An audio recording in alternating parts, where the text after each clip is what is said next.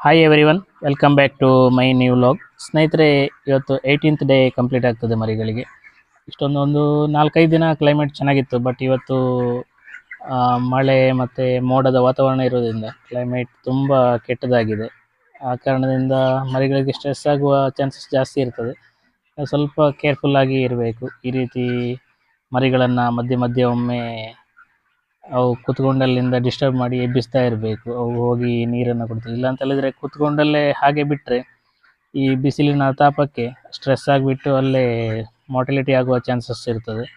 ಅದರಿಂದ ಇದೊಂದು 18th day, ಹಾಗೆ ಇನ್ಮೇಲೆ ತುಂಬ ಕೇರ್ಫುಲ್ಲಾಗಿ ನೋಡ್ಕೊಳ್ಬೇಕಾಗ್ತದೆ. ಇಲ್ಲಿ ನಮಗೆ ಪ್ರಾಬ್ಲಮ್ ಆಗುವಂಥದ್ದು ಈ ಮೋಡ ಕವಿದ ವಾತಾವರಣ, ಮಳೆ ಬರುವಂಥ ಸೂಚನೆ, ಈ ರೀತಿಯ ಒಂದು ಕ್ಲೈಮೇಟಲ್ಲಿ ಚೇಂಜಸ್ ಆದಾಗ ಇಲ್ಲಿ ವಿಪರೀತ ಸೆಕೆ ಸ್ಟಾರ್ಟ್ ಆಗ್ತದೆ. ಆವಾಗ ನಮಗೆ ಇಲ್ಲಿ ಮರಿಗಳಿಗೆ ಆ ಕ್ಲೈಮೇಟನ್ನು ತಡ್ಕೊಳ್ಳುವ ಶಕ್ತಿ ಇರೋದಿಲ್ಲ. ಯಾಕೆಂದರೆ ವಿಪರೀತ ಸೆಕೆ ಆದಾಗ ತುಂಬ ಒದ್ದಾಡಿ ಹೋಗ್ತವೆ ಮರಿಗಳು.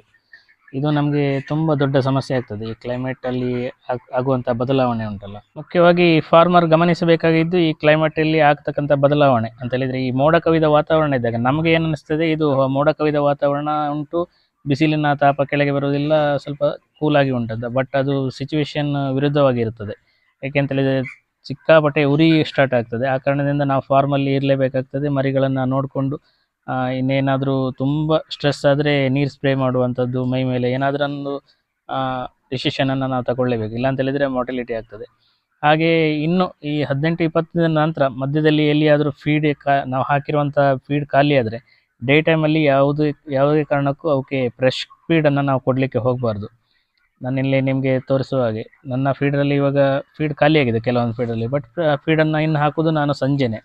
ಯಾಕೆಂತೇಳಿದರೆ ಫ್ರೆಶ್ ಫೀಡ್ ಹಾಕಿದ ತಕ್ಷಣ ಮರಿಗಳಿಗೆ ತಿನ್ನುವ ತುಂಬ ತಿಂತದೆ ಒಮ್ಮೆ ಸ್ಟಾರ್ಟಿಂಗ್ ಬಂದು.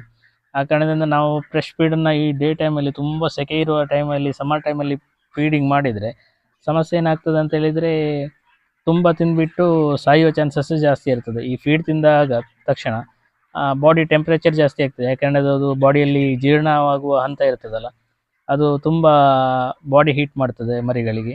ಸ್ನೇಹಿತರೆ, ಈ ಥರ ತಿಂದಿರ್ತಕ್ಕಂಥ ಫೀಡು ಕಂಪ್ಲೀಟಾಗಿ ಜೀರ್ಣ ಆಗಲಿಕ್ಕೆ ಒಂದು 3-4 ಗಂಟೆ ಟೈಮ್ ತಗೊಳ್ತದೆ ಸಂಪೂರ್ಣವಾಗಿ ಜೀರ್ಣ ಆಗಲಿಕ್ಕೆ. ಈ ಹಂತದಲ್ಲಿ ಅವುಗಳ ಆರ್ಗನ್ಸ್ ತುಂಬ ಕೆಲಸ ಮಾಡೋದ್ರಿಂದ ಬಾಡಿ ಟೆಂಪ್ರೇಚರ್ ಆಟೋಮೆಟಿಕ್ಕಾಗಿ ಹೈ ಆಗ್ತದೆ. ಆ ಕಾರಣದಿಂದ ನಾವು ಡೇ ಟೈಮಲ್ಲಿ ಎಸ್ಪೆಷಲಿ ಸಮ್ಮರಿಗೆ ನಾವು ಫೀಡಿಂಗ್ ಮಾಡದೇ ಇದ್ದರೆ ಒಳ್ಳೆಯದು. ಖಾಲಿ ಆದರೆ ಹಾಗೆ ಬಿಟ್ಬಿಡ್ಬೋದು. ಏನು ಕೂಡ ಮರಿಗಳ ಗ್ರೋತಿಗೆ ಏನೂ ಸಮಸ್ಯೆ ಆಗೋದಿಲ್ಲ.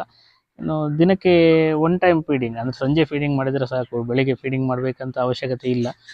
ಸ್ನೇಹಿತರೆ, ಇದೇ ರೀತಿ ಈ ಒಂದು 18-20 ದಿನದ ನಂತರ ಕೋಳಿಗಳಿಗೆ ಇದೇ ಸಮ್ಮರಲ್ಲಿ ನಾವು ಇದೇ ರೀತಿ ಅಂತ ಹೇಳಿದರೆ ಸಂಜೆ ಹಾಕಿದಂಥ ಫೀಡು ಒಂದು ಬೆಳಿಗ್ಗೆ 10 ಗಂಟೆ ಖಾಲಿ ಹಾಗೆ ನೋಡಿಕೊಂಡು ಇದೇ ರೀತಿ ಕಂಟಿನ್ಯೂ ಮಾಡ್ಕೊಂಡು ಹೋದರೆ ತುಂಬ ಒಳ್ಳೆಯದು. ಯಾಕೆಂದರೆ ಸ್ಟ್ರೆಸ್ ಆಗೋದಿಲ್ಲ, ಮಾರ್ಟಿಲಿಟಿ ರೇಟ್ ಕಡಿಮೆ ಆಗ್ತದೆ. ಹಾಗೆ ಇವತ್ತಿಗೆ ಮರಿಗಳ ಬಾಡಿ ವೆಯ್ಟ್ ಒಂದು kg ಅಂತ ಹೇಳಿದರೆ ಒಂದು 900 ಗ್ರಾಮ್ ಕ್ರಾಸ್ ಆಗಿರ್ಬೋದು.